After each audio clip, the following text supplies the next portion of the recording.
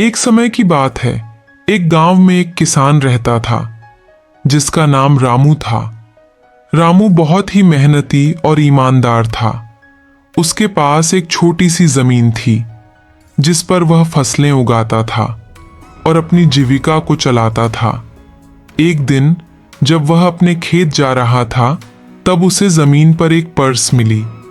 वह उसे उठाकर खोला और अंदर देखा तो उसमें बहुत ज्यादा पैसे थे। रामू हैरान था और उसे यह नहीं पता था कि क्या करें।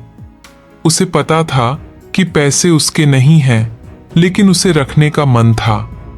बहुत सोच विचार के बाद रामू ने गांव में पर्स के बारे में पूछने का फैसला किया। वह गांव में गया और यहां वहां पूछा, पर किसी ने उस पर्स को अपना नहीं बताया। रामू को लगा कि शायद पर्स का मालिक गांव का नहीं हो सकता।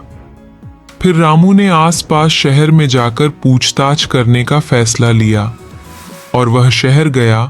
फिर लोगों से पूछा कि किसी के पर्स गुम हुआ है क्या।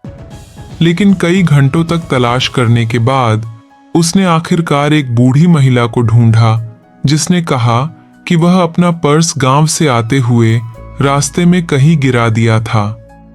बूढ़ी महिला पर्स को देखकर खुश हुई। उसने रामू का धन्यवाद किया और उसकी ईमानदारी के लिए एक इनाम पेश किया। लेकिन रामू ने शिष्टाचार से इनाम को इनकार कर दिया और कहा, माता जी, यह मेरा कर्तव्य है कि मैं वापस करूं जो मेरा नहीं है। दूसरों की मदद करना अपना अपना इनाम है। रामू की ईमानदारी की खबर गांव और शहर में फैल गई और सभी उसकी ईमानदारी की प्रशंसा करने लगे। रामू की ईमानदारी ने उसे समुदाय में सम्मानित व्यक्ति बना दिया। कहानी का सिद्धांत है कि ईमानदारी सर्वश्रेष्ठ नीति है।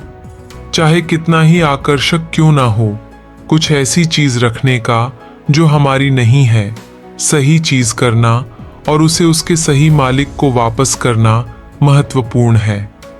ईमानदारी न केवल सम्मान प्राप्त करती है, बल्कि इससे आत्मिक संतुष्टि और मन की शांति मिलती है।